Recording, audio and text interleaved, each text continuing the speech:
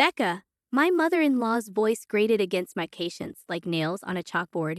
You're still as inconsiderate and useless as ever. This trip was something my son and I were eagerly anticipating. You, who had no hand in planning it, can make yourself scarce right now. With my husband's departure from the table, the barrage of criticism began. We were embarking on an overseas adventure that Jack had tasked me with organizing. Her relentless reproach left me little choice but to retreat. What unfolded between them afterwards ceased to concern me. My name is Becca, a married woman navigating the waters of corporate life within a multinational entity. Thanks to the flexibility of my job, I've largely operated from home since tying the knot, affording me ample time within our household. My husband, Jack, embodies the archetype of self-importance, always striving to maintain appearances. He's a lavish spender, contributing naught to our domestic finances. Initially imperceptible during courtship, his true colors gradually surfaced post-marriage. His mother revels in extolling her son's virtues. While maternal adoration is commonplace, her brand borders on the fanatical.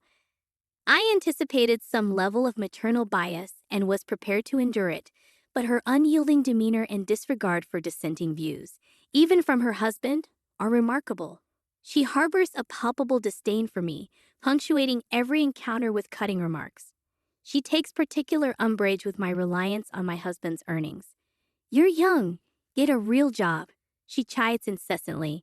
Despite clarifying my professional commitment post-marriage and the nature of my remote work, she dismisses it as inconsequential.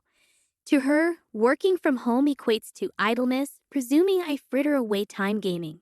Apparently, I'm a negligent wife, relegated to the realm of virtual distractions despite my domestic station. My husband, ostensibly, comprehends my work habits, yet he's never bothered to elucidate them to his mother, even when the topic arises in his presence. He opts for willful ignorance. Despite my entreaties for clarification, he evades responsibility, insisting that women ought to manage such matters independently, leaving me to bear the brunt. He even avowed his reluctance to embroil himself in any potential discord. On one occasion, my insistence for his involvement prompted him to flippantly toss a finalized divorce decree my way. The callous dismissal stung, prompting contemplation of divorce. However, the daunting prospect of divorce dissuaded me. If severing ties proved more arduous than our current predicament, acquiescence seemed the lesser evil. It dawned on me that my husband's allegiance lies squarely with his mother. It's exasperating, but I'm compelled to navigate her presence deftly while sidestepping confrontation. The notion of divorce arose not from newfound affection, but from a desire for change. Yet my husband misconstrued it as unwavering devotion, deterring him from dissolution. His inflated sense of self-importance grows more insufferable by the day. While childish pretensions can be endearing, in an adult they're simply off-putting. I've grown adept at disregarding his haughty pronouncements and feigning ignorance of his actions. Another motive lingers behind my decision to forgo divorce. Due to my husband's profession, we reside a considerable distance from my in-laws, meeting only once or twice a year. Initially, I believed I could endure such sporadic encounters. While the world buzzed with excitement over the prospect of a 9-day hiatus by strategically taking weekdays off, both my husband and I remained immersed in our respective work. American holidays held little significance for me as I tailored my schedule to international demands. For my husband, the notion of 9 consecutive days off was more abstract than calendar-bound. Thus, upon returning home from his first day back at work, he proposed an impromptu overseas trip, inspired by his colleagues who had seized the opportunity for a 9-day escapade. His enthusiasm, tinged with a hint of pride, left me bewildered and somewhat exasperated. His childlike impulsivity notwithstanding, I recognized my own yearning for travel, having not embarked on a trip that year. Hence, I tentatively suggested a domestic excursion. My rationale stemmed from my husband's lack of experience with international travel, necessitating the acquisition of a passport. With you by my side, language barriers won't pose a problem. Your linguistic prowess is impressive, he reassured me. Having studied abroad and ventured on numerous overseas escapades during my single years, I am fluent in multiple languages, proficient enough to navigate conversations in Spanish and, to a lesser extent, Mandarin. Inspired by my mother's newfound fascination with Korean dramas, I even dabbled in learning Korean alongside her. However, my proficiency remains somewhat shaky due to limited practice. While I may surpass my husband in linguistic ability, obtaining passports is no small feat, even with my language skills.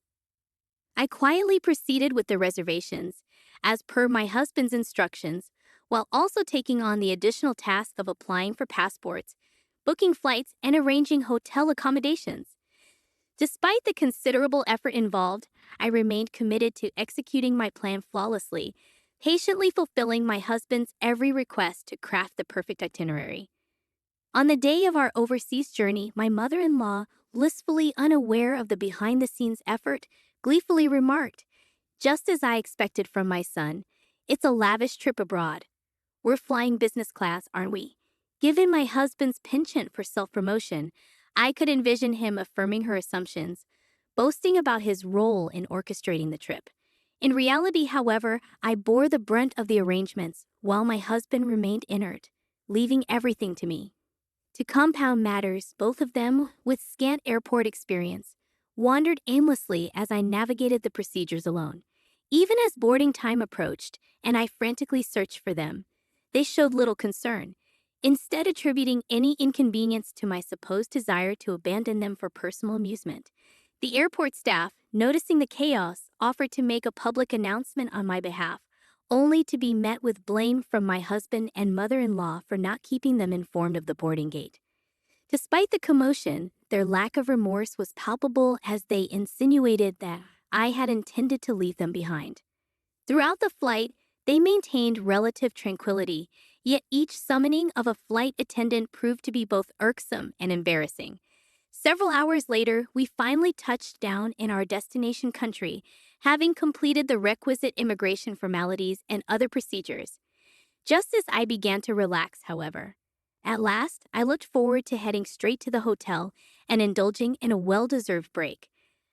However, my husband abruptly turned pale and muttered, "I need to use the restroom," before thrusting his luggage into my hands and darting off. Bewildered by his sudden departure, I couldn't fathom why he alone fell ill after we consumed the same meal. It seemed ironic, considering his earlier joviality and fondness for the flight attendant. Perhaps it was a form of divine retribution, I mused, a fitting consequence for his behavior. "Becca, you truly are an insensitive daughter-in-law. How much longer do you intend to linger here?" My mother-in-law's sharp voice snapped me out of my thoughts. "Pardon? This trip was planned by my son for me. It's meant to be a mother-son excursion, sans daughter-in-law. You, a non-working opportunist, have no right to enjoy this trip gratis. It's audacious of you to assume otherwise. Leave now." "Are you certain?" "Honestly, I can't say I'll have much fun with your presence here." "I see. That's unfortunate. Very well, I'll depart immediately then." Returning my husband's luggage to my mother-in-law, I kept only my carry-on and turned away from her. As I did so, I caught a glimpse of her stunned expression, a stark contrast to her earlier directive for me to leave. Suppressing a chuckle, I marveled at the irony of her reaction. Meanwhile, my husband's frequent trips to the bathroom kept our paths from crossing. Fortunately, I managed to secure a ticket back to America, boarding a flight bound for home. Initially, I had entertained the idea of finding an opportunity to return solo. Had our relationship been more amicable, I might have welcomed the chance to act as a tour guide. However, with that mother and son due, the prospect only filled me with dread and promised no benefit. I can't help but grin at the thought of my husband and mother-in-law, both limited to English, left to navigate without me. While they could rely on smartphone translation apps if they put their minds to it, I doubt my husband, with his penchant for boasting, would stoop to such measures. After safely completing a few detours, I made my way directly to the luxurious hotel where my parents awaited. Following Jack's advice to honor my parents, I treated them to a lavish trip in upstate New York. They would leisurely traverse the popular scenic route, savoring the breathtaking landscapes and culinary delights along the way. I managed to rendezvous with them ahead of schedule, much to their astonishment. As I briefly outlined the situation, they were taken aback, marveling at my compliance with Jack's unusual request. My phone incessantly buzzed with calls and messages from Jack, all of which I chose to ignore. I powered off my device, immersing myself in the day's pleasures without interruption. Upon returning home after a delightful day with my parents, I received a call from the embassy. According to their account, Jack returned from the restroom to find his mother, my mother-in-law, sitting alone. Shocked by my absence, he grew increasingly agitated. Despite his attempts to reach me, all of his calls went unanswered. Left with no other recourse, he embarked on his own to find the hotel. However, disoriented and clueless about his surroundings, he found himself in a state of distress until a compassionate individual intervened with broken English. Believing they knew the way, Jack followed, only to fall victim to a robbery, losing his money, passport, and valuables in the process. My mother-in-law suffered a similar fate, stripped of her jewelry. Eventually, Jack was discovered stranded on the street, bereft and vulnerable, prompting the police to intervene and refer him to the embassy for assistance. It was through this intervention that he managed to reach out to me. The embassy official requested that I retrieve him, citing his inability to access funds due to his stolen wallet containing his bank cards. However, I found myself questioning why I, a virtual stranger, was being tasked with this responsibility. I clarified that I was no longer associated with the man in question, having retained the divorce papers he had once flippantly tossed at me. While I had initially chosen to forego divorce proceedings due to the anticipated complications, this latest ordeal had pushed me to my breaking point. With divorce papers completed, I wasted no time heading to the hotel immediately upon landing back in the States. To my astonishment, the divorce proceedings proceeded smoothly without any hitches. I had already secured a new residence, with the lease signed alongside my travel arrangements. The thought of using the furniture once shared with Jack repulsed me, prompting me to opt for all new furnishings in my fresh abode. Consequently, I packed for both my trip and the impending move simultaneously.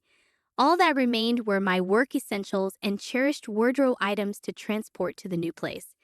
I arranged for the remainder of my belongings to be shipped by courier at a specified date and time.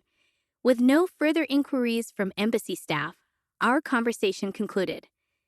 Later, it transpired that my former mother-in-law had implored my ex-father-in-law's assistance, facilitating the return of my ex-husband Jack and ex-mother-in-law to the States. However, Jack, still seething with anger, reached out to me. "You abandoned me, divorcing me without my knowledge," he accused, his voice laden with indignation. "No, I merely followed your mother's directive to depart. If you have grievances, address them with her. And do consider the business class flight I arranged for your return as my parting gesture," I retorted calmly. I reminded him of his own initiation of the divorce proceedings. "Do you think such excuses hold any weight? How much further do you intend to humiliate me?" Jack snapped. "Humiliate you?" Interesting choice of words. "I could regale you with a rather compelling anecdote if you're interested," I teased. "What is it?" he inquired, his curiosity piqued. "So, did you know you're a regular at an adult entertainment club? Seems you've got quite a thing going with a particular favorite there, huh? Instead of contributing to the household, you're pouring your funds into her, but looks like things got out of hand when her demands skyrocketed, didn't they?" I had an investigation agency probe into a debt collection notice addressed to Jack, which had landed at our doorstep. While Jack had always been generous with his spending, his obsessive tendencies were becoming concerning. Interestingly, his favorite entertainer's sentiments revealed a different story. She hoped that by continually asking for more, he would eventually lose interest and stop coming altogether. I wonder how Jack felt upon hearing that.